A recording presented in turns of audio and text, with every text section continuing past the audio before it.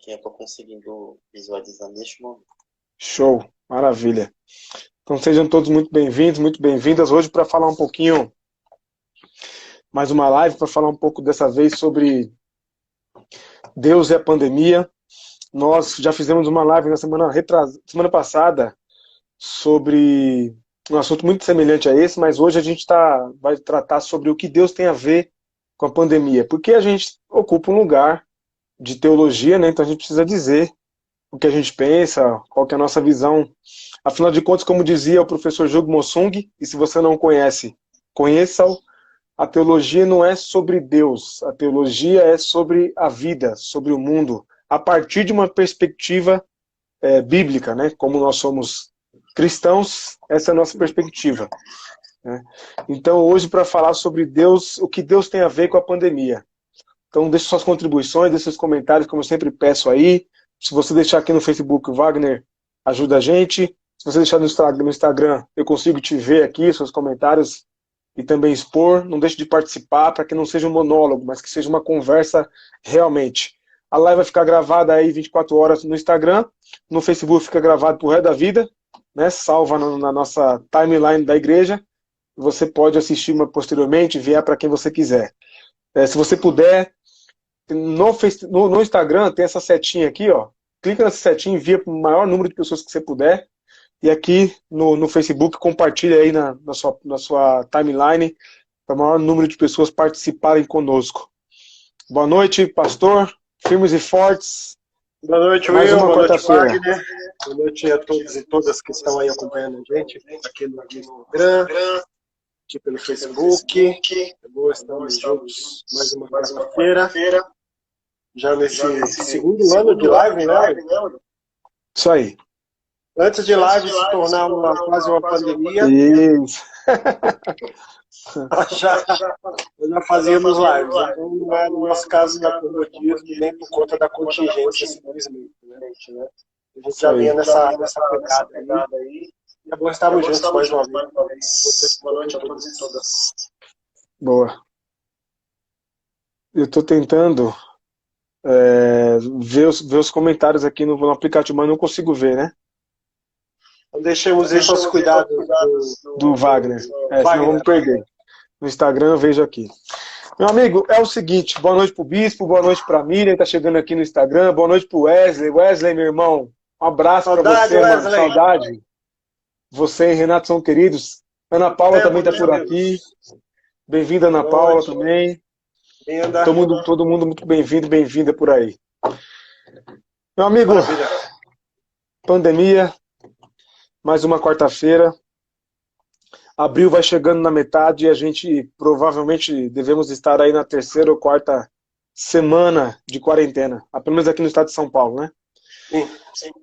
Todas as vezes que existe uma tragédia no mundo, de epidemia, pandemia ou coisa parecida, a tendência das pessoas é colocar, ainda mais os religiosos, principalmente dos religiosos, é colocar Deus no meio, né? Sempre assim, né? Sempre assim. Então, quando o Haiti, por exemplo, foi abalado por um terremoto absurdo lá, que matou um monte de gente, um pastor americano, que eu não lembro o nome dele, nem faço questão de lembrar, porque não merece nem ser mencionado aqui, disse que o Haiti estava sendo punido por Deus por causa, né, da prática religiosa das religiões de matriz africana, né, voodoo e etc., né, que Deus estava punindo o Haiti. Sim. E sempre tem esse negócio. Então, os cristãos sempre usam tragédias para dizer que são instrumentos de Deus para castigar aqueles que discordam do cristianismo ou não são cristãos, né? Foi assim com o tsunami. Alguns cristãos. Foi assim com o tsunami. Deve ter sido assim com a Primeira Guerra e Segunda Guerra Mundiais, né? Terremoto no Haiti foi assim. Oi? Terremoto no Haiti. Terremoto, não. Isso. Sempre colocam Deus como o autor das desgraças desse mundo, como diria o Max Lucado, desse mundo tenebroso aqui. Não é Max Lucado, não. É o Frank Perez. Esse aí. Pensei que fosse o Max Lucado. Sempre colocam Deus no meio da parada. A pergunta que não quer calar para a gente, como religiosos, é: como eu disse na introdução, de uma perspectiva bíblica, o que Deus tem a ver com essa pandemia, meu amigo? Deus tem a ver com essa pandemia? Então, vamos lá. Vou responder da seguinte forma. Deus não tem nada a ver e tem tudo a ver. Eu vou explicar o porquê dessa resposta. Primeiramente, essa resposta tem a ver com o que a gente já disse aqui várias vezes, e tem a ver com a nossa compreensão acerca de Deus. Sim. Não é? João diz lá no Evangelho que ninguém nunca viu Deus. Jesus depois confirma dizendo que Deus é Espírito. Considerando isso, a gente precisa reconhecer que tudo que a gente faz sobre Deus, ou aquilo que a gente diz sobre Deus, são imagens, são meras imagens, representações, que tornam Deus, de certo modo, acessível a nossa experiência, e a partir daí a gente vai definir a nossa relação com Ele. Essas imagens vão servir como mediação, né? Entre nós e Deus, de certo modo. Mas essas imagens, elas nos foram passadas como herança ao longo de séculos da cristandade. Portanto, as nossas imagens de Deus, elas nasceram da interpretação de terceiros, né? Interpretações, comuns, diversas camadas aí, vamos dizer assim, né? E algumas imagens que a gente tem de Deus, na verdade, são uma negação do próprio Deus. Então, quando eu digo que em relação à pandemia, às tragédias humanas, que Deus tem tudo a ver, tem nada a ver, no sentido de que Deus não é o idealizador da tragédia. Deus não é o agente responsável pela Covid-19. Não é. Então, por que Deus não é esse agente? Por que Deus não tem nada a ver nisso? Porque Deus está inserido no agente humano. Ele está misturado no meio da dor. Então, quando eu digo que Deus tem tudo a ver, é porque ele sofre. Ele sofre com a gente. Deus tem tudo a ver no sentido de que ele sente a mesma dor, as mesmas angústias, sente a nossa angústia, ele partilha da nossa dor, do nosso sofrimento.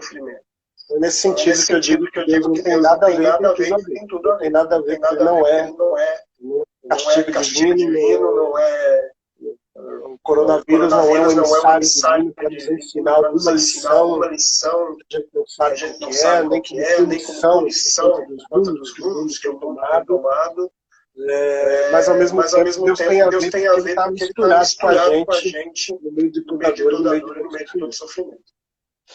Boa. Vou repetir aqui, gente. Você pode contribuir com essa conversa. Estou te ouvindo. O microfone está desligado. Boa, vou repetir aqui, você pode contribuir com essa conversa através dos comentários aí.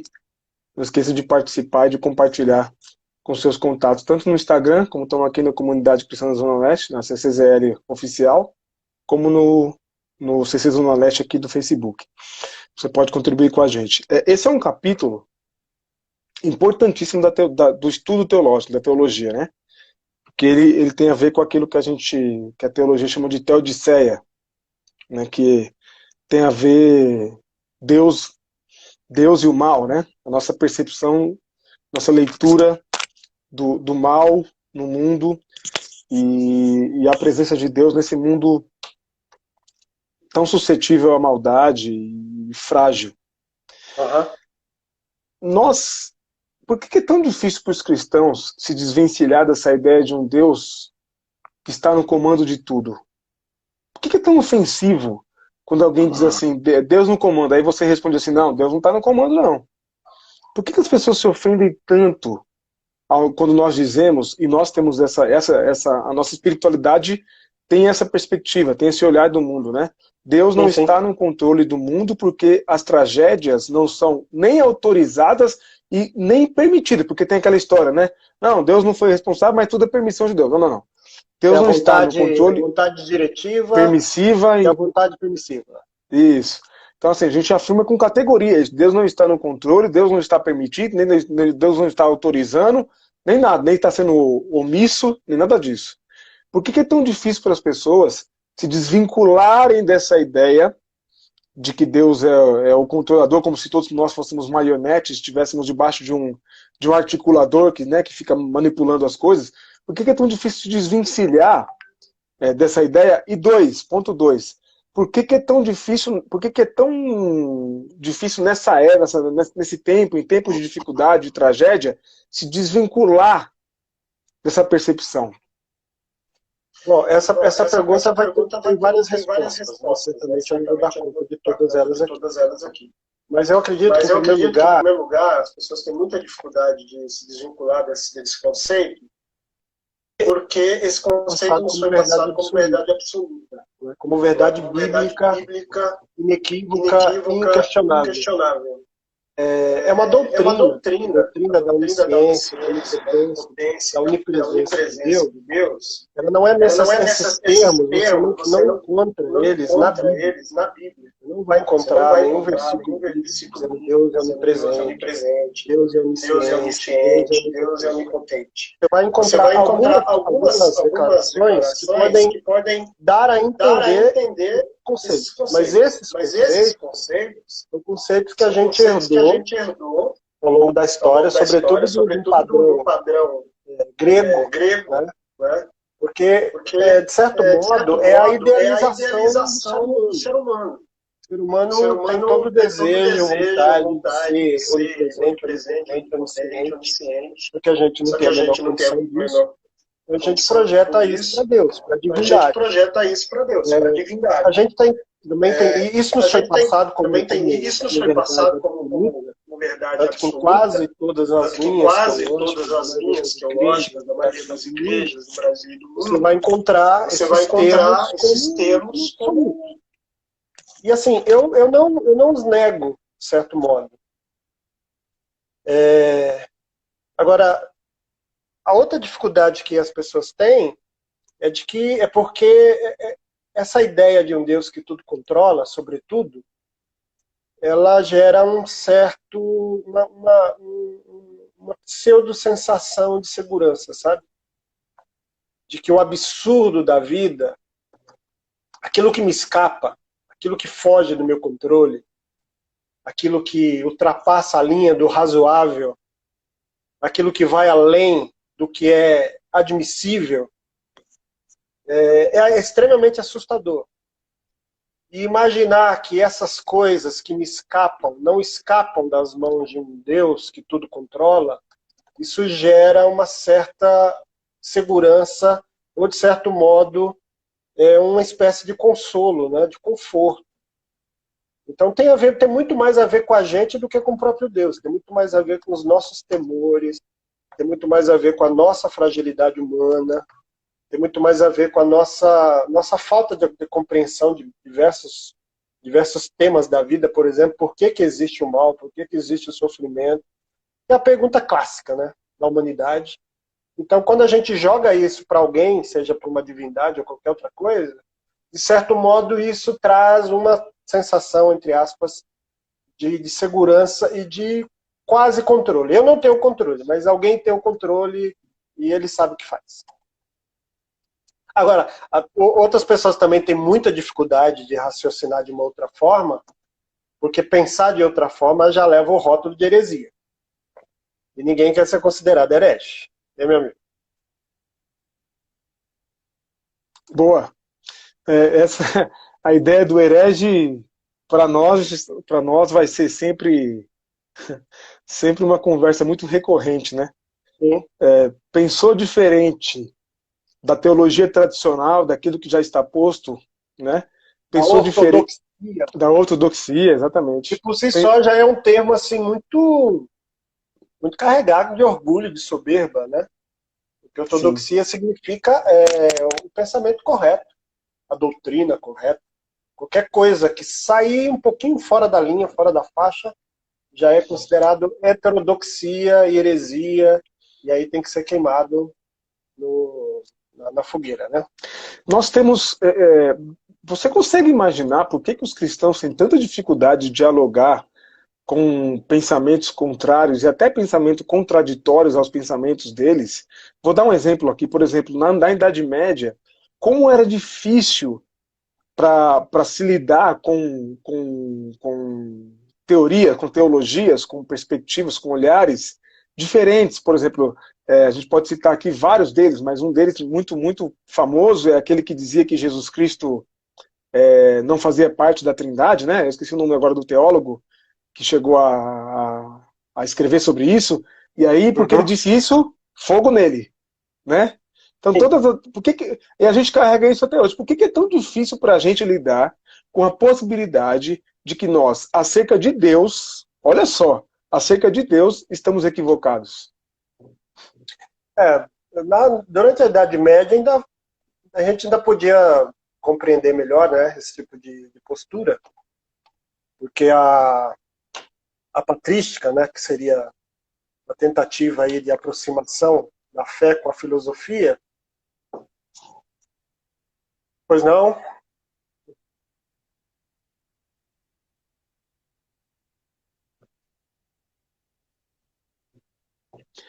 O Wagner está falando aqui sobre o aplicativo do Facebook. Vai lá. Continua aí, pastor. Então, na Idade Média, a patrística, que foi uma aproximação da fé com a filosofia, ela tinha inicialmente esse objetivo, né, de tentar... Foi ali que nasceu a apologética, né? A chamada defesa da fé. A defesa da fé nasce ali, que a ideia era combater, né, os pagãos, né, convencer os pagãos, combatendo as suas ideias, e a partir dali você tem que ter algo absoluto, uma verdade fixa. Você não pode abrir, você não pode deixar brecha, você não pode deixar ali algo de maneira mais subjetiva. E aí depois isso vai, de certo modo, ainda continuar depois, já quase 1000 anos depois. A gente está falando de Santo Agostinho, lá no começo, né? Quarto século. Aí a patrística está começando ali, enfim. Depois a gente vai ter isso mais à frente, na escolástica, quase 1000 anos depois, ou 1000 anos depois, já com Tomás de Aquino, que tem aí uma coisa um pouco mais elaborada, mas ainda carregada dessa ideia de defesa, né? Aí era um diálogo mais profundo com as outras linhas da filosofia, mas ainda uma tentativa, né, de defesa da fé. E eu acho que o nosso modelo evangélico brasileiro, ele tem muito disso, né? Primeiro porque a gente foi muito perseguido no passado. Você sabe que séculos atrás, ser evangélico no Brasil era ser perseguido pela Igreja Católica. Né? Sim. À medida que o tempo vai passando e o número dos evangélicos vai aumentando, isso se inverte. Aí os evangélicos começam a fazer oposição aos católicos. Eu vivi muito isso na minha infância. Aí depois o evangélico começa a fazer oposição a tudo quanto é religião. Qualquer pensamento, porque a dificuldade de lidar com um pensamento antagônico, diferente, é porque ele desestabiliza, né, Will? Você tem ali o prédio todo montadinho, tudo bonitinho. Aí vem alguém e diz assim, ó, essa coluna aqui acho que não tá legal, essa coluna aqui ela é desnecessária, a gente podia tirar isso daqui e, sei lá, fazer uma outra coisa, fazer um balcão aqui, enfim. Aí você desestabiliza. E se tem uma coisa que os doutores da lei, os religiosos, não gostam, é de mexer nas estruturas. É dar a possibilidade de desestabilizar. Porque tem muita coisa envolvida aí, né? A resposta é muito mais complexa do que o que a gente está dizendo. Tem questões de controle, tem questões de poder, tudo isso envolvido, né? Principalmente de poder, né? Tô vendo aqui que o pessoal estava reclamando aqui do áudio, mas eu acho que eu já corrigi, pessoal. O áudio, vocês vão ouvir um cachorro latir, mas é meu cachorro aí. No fundo, eu acho que era o meu aqui. O Isaac tá dizendo assim, mano, vocês estão parecendo muito com a Bethesda com o discurso dela. Isso foi um elogio, Isaac? Ou foi uma crítica? Depois diz aí, Isaac, se isso é um elogio, porque agora eu fiquei com medo. Qual Isaac? Entendeu? Flavinho tá por aí. A Mary, querida, Mary. Um abraço. Espero que o Raul, vocês estejam bem, viu? Um abraço para vocês aí. Ô, Meire, um beijão para vocês. Bom ter você com a gente aí. Flavinho. Aí a Abraço Ellen da comentou família. aqui. Há 2 semanas eu parei para assistir a 2 cultos pela TV de 2 igrejas que têm muita influência no meio dos evangélicos. Eu quase joguei minha televisão sacada abaixo. Não faça Aqui no isso, só mudar Instagram de tá canal. comentando. Só Parece muda que de estão canal. vivendo em uma realidade paralela, fazendo menção às pragas do Egito. E aí, pastor? Então, é sempre assim. Depois, por exemplo, depois de Auschwitz, né, que foi uma das maiores tragédias da humanidade, e só lembrando que não foram só 6 milhões de judeus que foram assassinados, né? Milhares de ciganos, homossexuais, pessoas com qualquer deficiência física e mental, enfim. Depois daquela tragédia, as pessoas começaram a questionar uma série de coisas, né? É possível orar depois de Auschwitz? Né? Vários judeus questionavam isso. Pessoas que têm assim uma maior liberdade, vamos dizer assim, de pensamento, né? Começaram a questionar onde é que estava Deus. É possível continuar acreditando num Deus amoroso e bom depois das tragédias? Agora, como o movimento evangélico ele é carregado de uma coisa que a gente chama de pietismo, gente, acho que deu uma caída aqui na transmissão pelo Facebook, hein? Caiu. Já Tá o recarregando. Wagner. Continua aí, pastor. Nem tô conseguindo te ouvir, Will. Não tá me ouvindo? Caiu no Facebook aqui, realmente. Você dizia sobre Auschwitz. Tá ouvindo aí? Voltou. Então, você dizia sobre Auschwitz. Então, depois de tragédias dessa proporção, é natural que as pessoas comecem a se perguntar, né? As pessoas que têm uma maior liberdade de pensamento.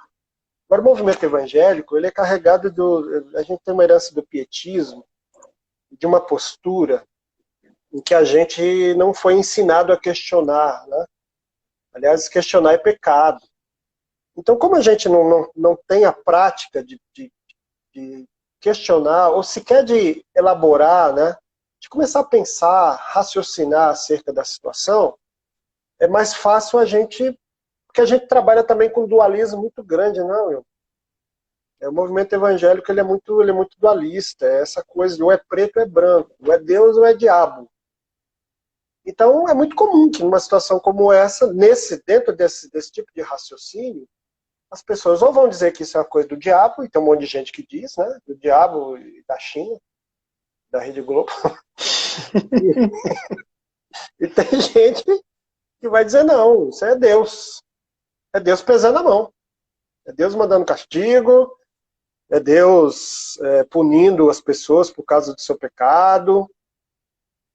Então, é muito comum, porque, de novo, eventos como esse ultrapassam, né? Vai além da nossa compreensão, da nossa tolerância humana, vamos dizer assim. A gente precisa encontrar alguma forma de resposta. A gente tem essa necessidade absurda.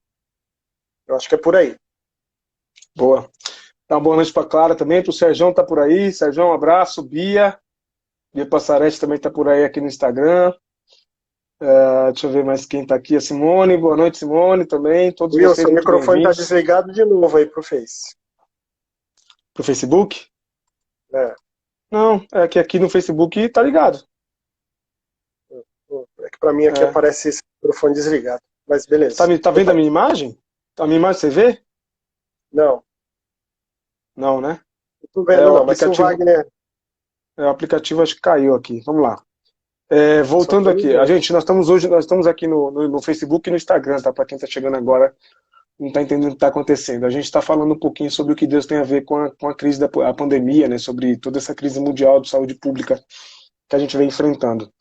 Uma das grandes inquietações dos religiosos hoje em dia, pastor, é que parece que, às vezes na pandemia ou em momentos de crise como esse, parece que Deus nos abandonou, né? Mas Sim, isso de um ponto de vista que entende que Deus esteja no controle de tudo, né? sim, sim. E aí ele está com o braço encolhido, aguardando o momento para fazer alguma coisa. Que é uma linha, né? Certamente a mais comum de pensamento em relação a Deus e a maneira como ele interage com a gente. Isso é verdade. Agora, a gente aprendeu, e eu assim acredito, num Deus que está misturado no meio de tudo isso, que sofre com a gente. Né? Interessante que essa ideia ela não é só, ela não é evangélica, originalmente, penso eu. Não sei de onde ela necessariamente surgiu, mas a gente encontra isso, por exemplo, no próprio pensamento judaico. Né? Você tem um escritor judeu, Elie Wiesel, escreveu um livro que eu até recomendo, chamado A Noite, É esse o onde ele título, narra somente? À noite? isso. A Noite. Eu tenho ele, não sei se ele está aqui, eu emprestei, mas depois eu achar eu pego.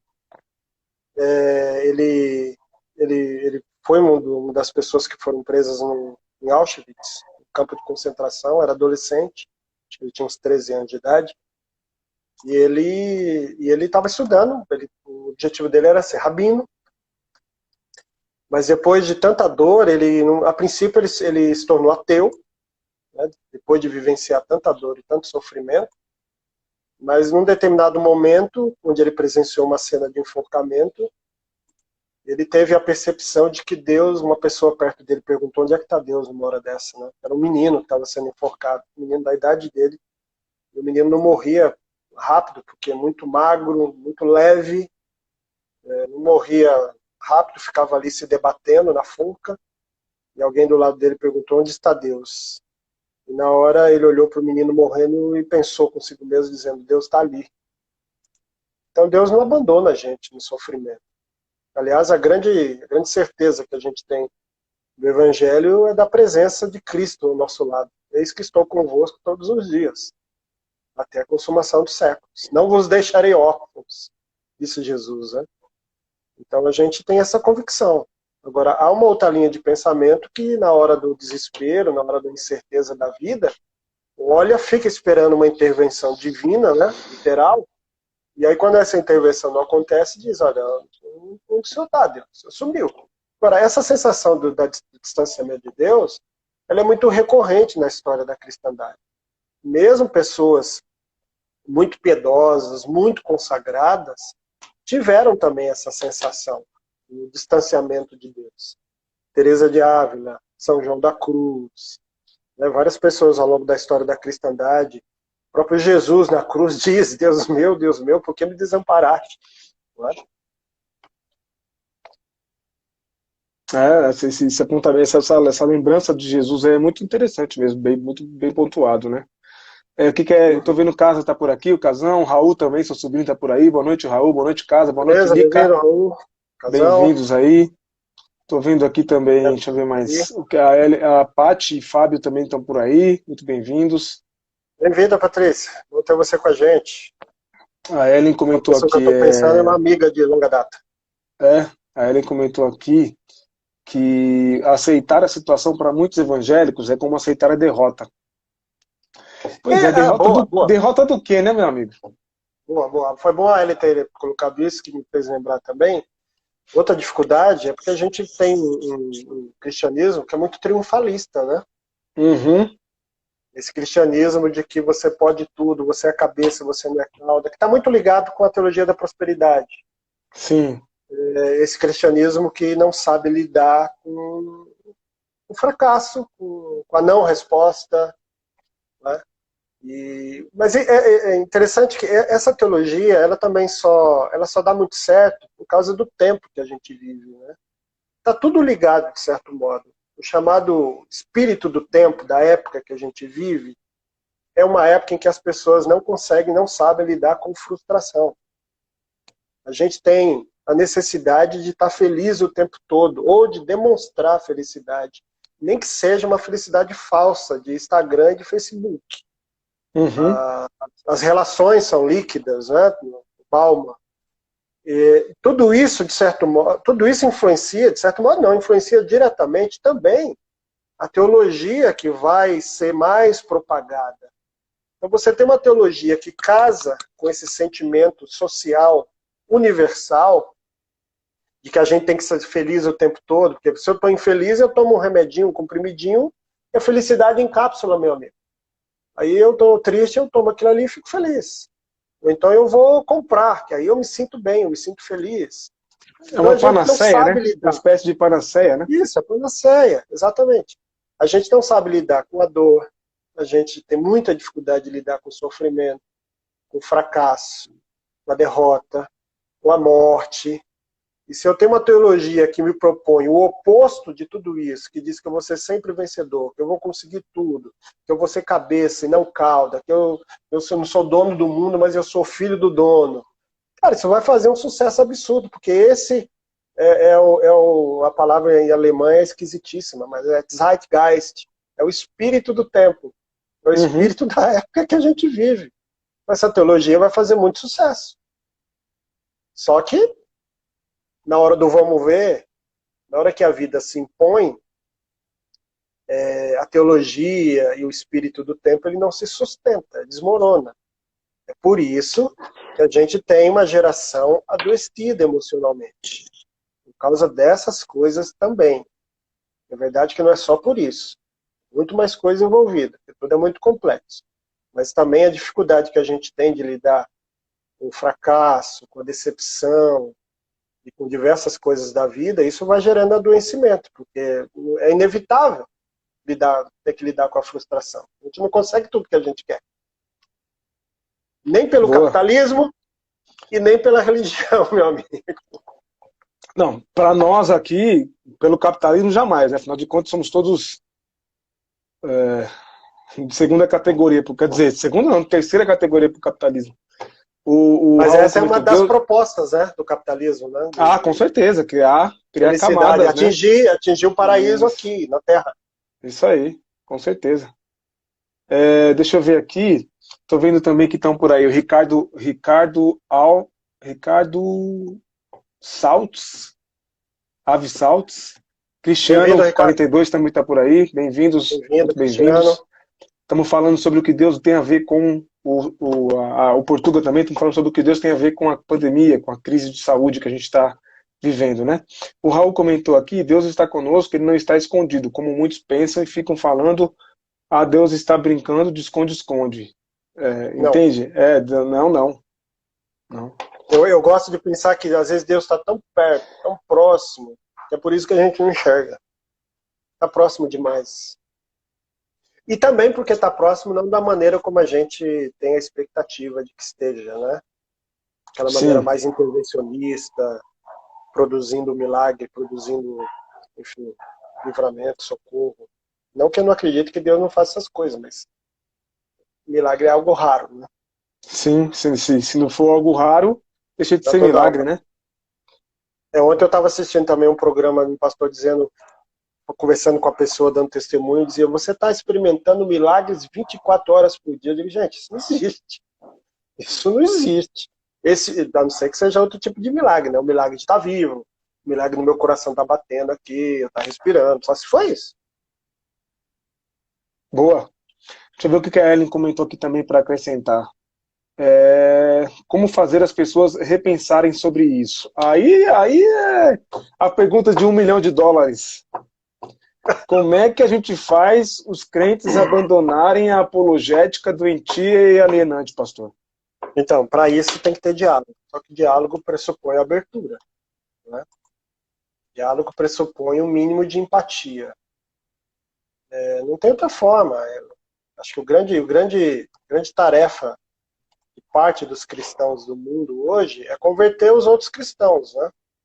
Não porque a gente acredita que a gente tem a verdade absoluta, mas é porque a gente tem a percepção de que aquilo que é vivido hoje como cristianismo e evangelho está muito distante daquilo que Jesus propôs. Eu acredito que a melhor forma é tentar o diálogo, né? Eu acredito muito mais numa conversa entre 2, 3 pessoas abordando essas questões. Acredito assim no sentido de produzir maior efeito do que eu pregando, por exemplo, num canal de televisão para 2 milhões de pessoas. Sim, Porque há sim. questões, há detalhes que você não tem como abordar, não tem como lidar. Embora às vezes a pessoa vai ouvindo, né, pela televisão e vai engolindo tudo. Mas como é uma proposta muito diferente do padrão, é preciso conversa, é preciso diálogo. Aí é um processo da conversão. É uma longa conversa. Porque a gente precisa quebrar paradigmas, né? Você não quebra um paradigma uma pregação aí de 45 minutos. Não, jamais. Não Jamais. quebra. Você talvez comece ali a provocar alguma coisa, gerar um determinado incômodo, mas você não quebra um paradigma de uma vez. É um processo longo, lento e doloroso. Boa. É doloroso como todo processo de expansão da consciência, né? De De amadurecimento, crescimento, né? É sim, isso aí. sim. Boa. Mas é inevitável. Eu diria que ele é imprescindível, né? Inadiável. Pode ser difícil, é difícil, mas depois também é algo muito, muito positivo, muito prazeroso, muito bom. É, os pastores da teologia da prosperidade, ou até mesmo aqueles que incluíram ou agregaram a teologia da prosperidade às suas pregações, então, presbiteriano, batista, etc., porque a gente sabe que a teologia da prosperidade invadiu tudo, né? E Sim, sim. esses pastores estão com uma certa dificuldade agora nesse tempo, não estão, não, pastor? De manter esse discursinho sem vergonha de que a vitória é toda hora, a vitória é o tempo todo e a vitória é certa? Sem dúvida. E isso também está atrelado à questão financeira, né? Por isso que tem essa pressão gigantesca para reabertura das igrejas, né? Mas o pessoal é que eu não tenho parado para ouvir, porque não é do meu Nem interesse, deve, né? mas mas esse pessoal é criativo pra caramba. É... Logo eles arrumam uma forma de justificar alguma coisa. A religião tem essa capacidade, né? Incrível como ela sai arranjando e rearranjando só para poder manter, né, a empáfia de que ela sempre esteve certa, né? De que ela tem um domínio sobre as coisas, né? De que tá tudo sob controle, eu sei o que é, né? Só lembrando que não é a religião em si, né? Sim, sim. Senão fica igual aquela coisa do mercado. A mão invisível do mercado. É. Os As religiosos religiões, as religiões parece que fundamentalistas, digamos assim, né? os É, religiosos, né? a Ellen colocou, não que ele tenha promovido o que está acontecendo, mas as situações devem ser para sairmos delas melhores, pensando no que ela faria se estivesse conosco, no que ele faria se estivesse conosco presencialmente. Essa é uma compreensão que a gente tem, né? Mas tem gente que pensa diferente, tem gente que acha que Deus está purificando a nação, purificando o mundo, né?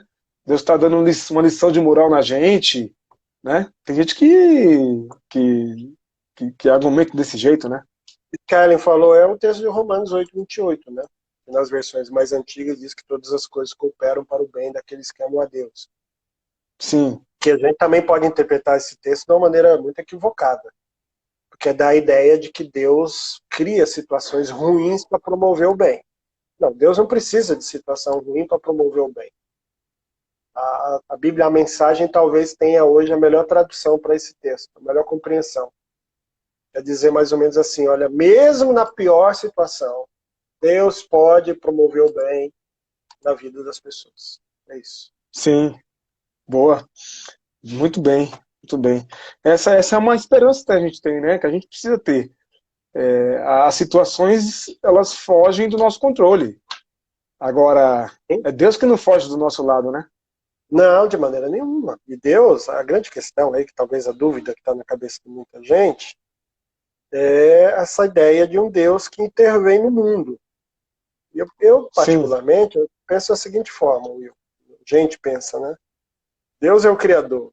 Deus é aquele que sustenta o universo.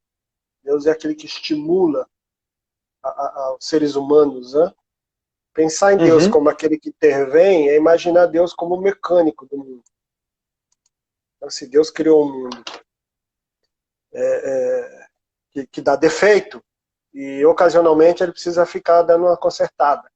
Aquilo que ele mesmo fez. Mas a questão é que Deus criou um mundo com liberdade. Deus criou um mundo, o ser humano sobretudo, com autonomia. Então não pense num Deus que tem uma onipotência arbitrária, sabe? Não pense dessa forma. De um Deus que, se ele quiser, ele pode entrar em cena e fazer alguma coisa. Isso aí é uma onipotência arbitrária.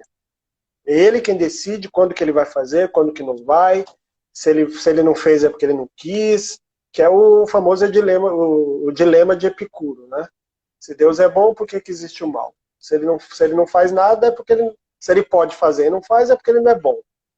Se ele quer fazer, mas não consegue, é porque ele não tem poder. Então fica esse dilema aí. Mas, na verdade, eu creio num Deus que não é da onipotência arbitrária, é um Deus da compaixão solidária, é desse Deus que se mistura com a gente. Então, essa ideia de um Deus que controla tudo, inclusive, isso acaba resultando numa espécie de fatalismo, né? De um fatalismo e de uma total ausência de responsabilidade. Porque se ele controla tudo, se está tudo pré-definido por ele, então não há nada que eu possa fazer e, portanto, eu não tenho culpa nenhuma. Sabe? Isso é o calvinismo elevado à última potência. Né? Imagino que sim. É predeterminação até a última potência. Eu não preciso fazer absolutamente nada. O que é que eu posso fazer? Eu também não tenho culpa de nada. Então, essas imagens de Deus, na verdade, são uma negação do próprio Deus. Porque são essas ideias de um Deus que tem todo o poder, e aí ele faz o que ele quer, inclusive mandar uma pandemia para o mundo, são essas ideias, esses conceitos que geram, por exemplo, um afastamento de Deus. Que acaba fazendo com que algumas pessoas dizem, eu prefiro ser ateu. Sim. Se ele quisesse eliminar o mal do mundo, ele poderia. Então, qual que é a possibilidade de acreditar num Deus assim? É muito pequeno. Pessoas que... E aí, quando você propõe, quando a gente diz que Deus está imiscuído na nossa história, né, tá no meio do desenvolvimento histórico da vida, participando das nossas descobertas, dos nossos erros, de tudo que a gente é como humanidade, como indivíduos na sua singularidade, as pessoas dizem que nós estamos abandonando a fé em Deus, né? Estamos criando um outro Deus ou coisa parecida, né? Reduzindo Deus, né? Reduzindo tal. Eu vi até uma pessoa dizendo, não, esse Deus aí é um Deus muito afeminado. Eu tenho saudade do Deus macho. Deus que resolve a parada. Esse Deus é um Olha o Deus que nós temos que ouvir. Olha a estupidez que nós temos que ouvir, né? Pois é. O que você acha, como pastor, que vai sobrar em matéria de espiritualidade desse tempo? Pensando nessa espiritualidade que propõe um Deus no controle de todas as coisas, de todas as atividades, todas as ações. O que você acha que vai sobrar? Will, é difícil fazer um prognóstico, né? Eu acredito que muita gente vai se decepcionar. Umas pessoas que têm um pouquinho mais de senso crítico vão começar a fazer as devidas conexões ali, ligar o A com B, o B com C, e dizer, opa, essa proposta aí de evangelho triunfalista, de um Deus que chega e resolve a parada, basta eu confiar, basta eu acreditar, basta eu entregar o dízimo na igreja, fazer a campanha que vai resolver. Então muita gente infelizmente, vai se decepcionar. Talvez não se decepcionar, aí eu vou usar a palavra desiludir, no bom sentido da palavra, perder aquela ilusão, aquela visão pueril, infantil de Deus. Então tem um lado que pode ser muito positivo, no sentido da pessoa buscar uma fé mais madura, mais autônoma, né? Sim. Mais experiente. Agora, tem acho que a grande parte, acho que vai continuar na mesma pegada, sabe, Will? Porque a gente as pessoas vão, de certo modo, subliminando as coisas, né? Isso é terrível, né? Pois é, e principalmente se a situação não as atingir de maneira direta. Enquanto pegar no meu vizinho, quando estiver lá no meu colega de trabalho, agora se não é na minha mãe, no meu pai, no meu avô, ou em mim, ou no meu filho, a coisa fica distanciada. Agora tem gente que mesmo quando é nela mesma, ela ainda dá uma subliminada no negócio. Aí vai para os exercícios evangelásticos, né? Que a gente sempre usa. Deus assim quis, Deus, enfim, planejou dessa forma. Tal. Eu só preciso corrigir uma coisa aqui no programa que o Wagner pediu, mas ele fez automático, ele reiniciou sozinho. Mas eu posso fazer isso. Ele tá pedindo para você desligar o Jitsi, né? E entrar no Skype. E aí quando você entrar no Skype, você clica na câmerazinha para ligar. Deixa eu dar boa noite aqui para Flávia Cristina também, que está por aqui. Flávia Cristine da Silva. Muito bem-vinda, Flávia. Muito bem-vinda. Dá boa noite para o José também, que está por aí. Letícia Maria também está por aí. Deixa eu ver mais quem está por aqui. Aqui no Instagram também tem o Márcio. Só me ajuda aqui. Então é para desligar o... Desliga o Jitsi e entra no Skype. Tá? Ok. Estamos com um probleminha técnico aqui, pessoal, mas estamos resolvendo. Infelizmente, é uma pandemia do corona e das lives. E aí a gente tem que ficar se virando nos 30 para resolver. Mas o Wagner está como um bom médico enfrentando a nossa crise aqui, está colocando as coisas nos devidos lugares aqui. Tá tudo certo agora, Wagner? Estou te vendo, estou vendo o Will, tá tudo certo? Tudo correto? Você está no Instagram? Está no Skype agora, é isso? Sim. Perfeito. Só que parece que minha câmera está desligada. Tá me vendo? Se o seu Jitsi... Não estou te vendo. Se o seu Jitsi estiver ligado, eu não vou conseguir te ver. Agora não, embaixo... Eu desliguei. Então, lá embaixo, você clica na câmera, tem um X na câmera. Tem que tirar esse X da câmera no Skype. Gente, deixem aí nos comentários aqui no Instagram ou aqui no Facebook se vocês têm ouvido, o que vocês têm ouvido dos evangélicos aí dizer sobre esse tempo cruel que a gente está enfrentando, toda a humanidade, em todo o planeta, né, o que vocês têm ouvido aí. Deixem aqui pra gente a contribuição de vocês, qual é a ideia, a impressão de vocês.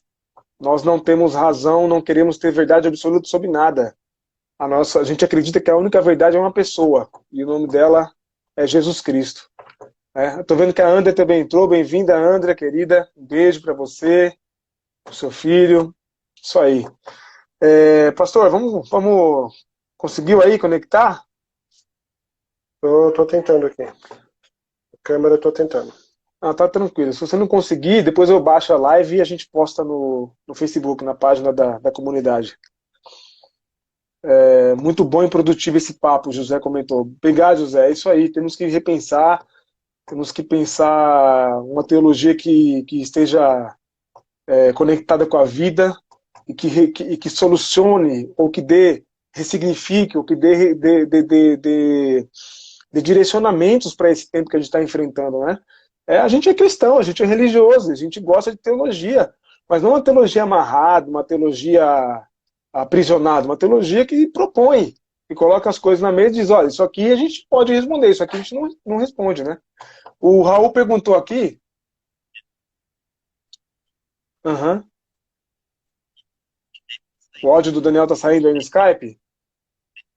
Legal, bacana.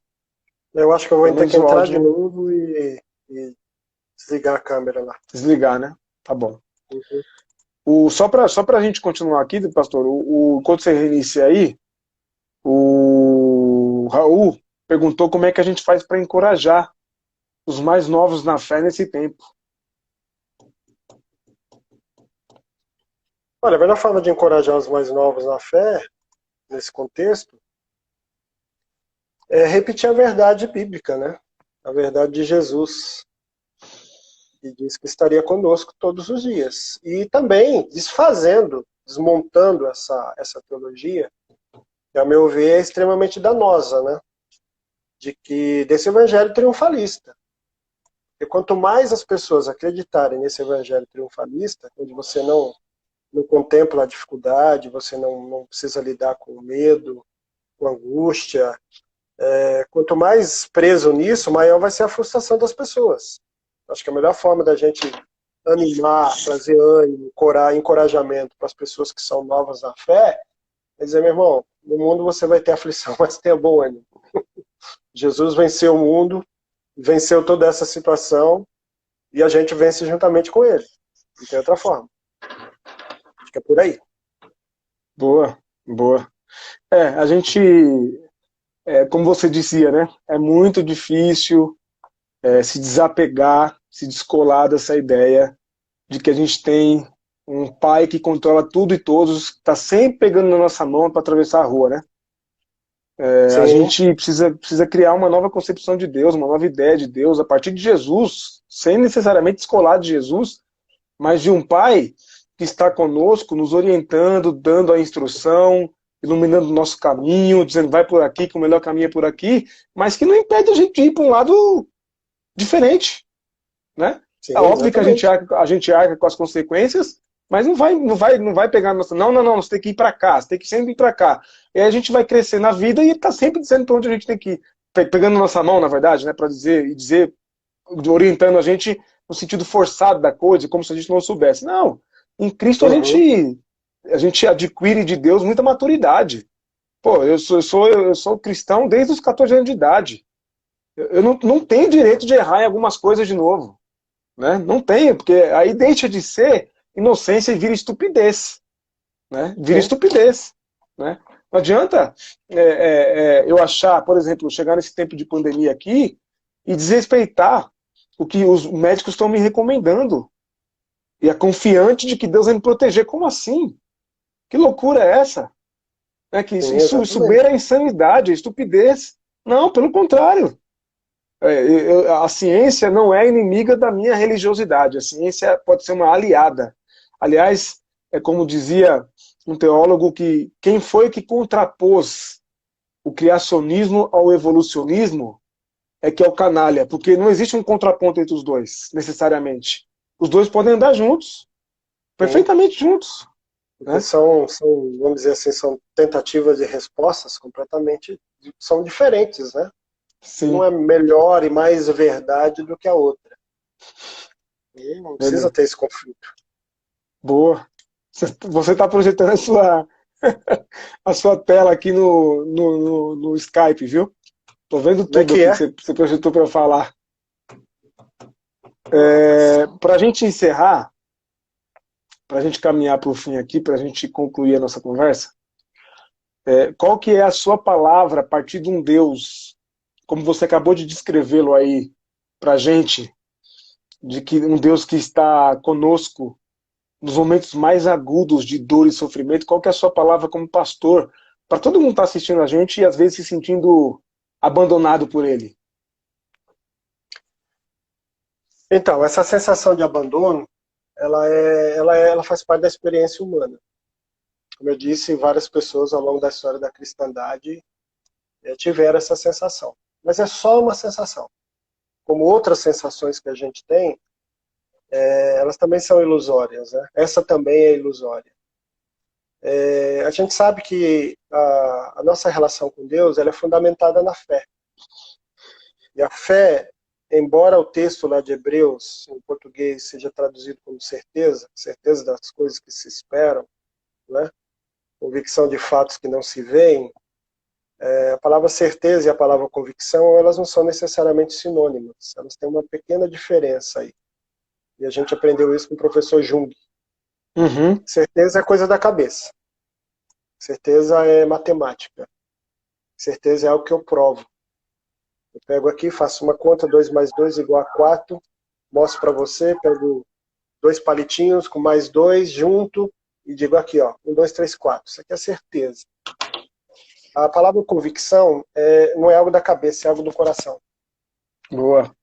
É como se alguém me Amém. perguntasse e dissesse assim, olha, você tem certeza que a sua mulher te ama?